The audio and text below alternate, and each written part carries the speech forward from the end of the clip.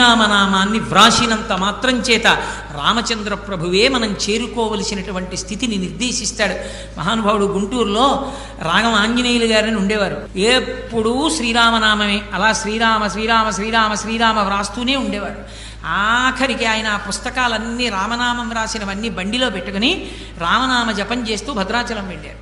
భద్రాచలం వెళ్ళి ఆ రోజు సాయంకాలం రామచంద్రమూర్తి యొక్క దేవాలయంలో రామనామం ఇచ్చేద్దాం అనుకున్నారు. ఇవాళ ఎందుకులేండి, ఇక్కడ ఏదో సప్తాహం చేద్దాం అనుకుంటున్నాం కదా, రేపిద్దాం, ఏకాదశి వస్తుంది కదా అన్నారు. ఏమోనయా, ఏ క్షణం ఎవడికి తెలుసు, ఇచ్చేసేద్దాం అన్నారు.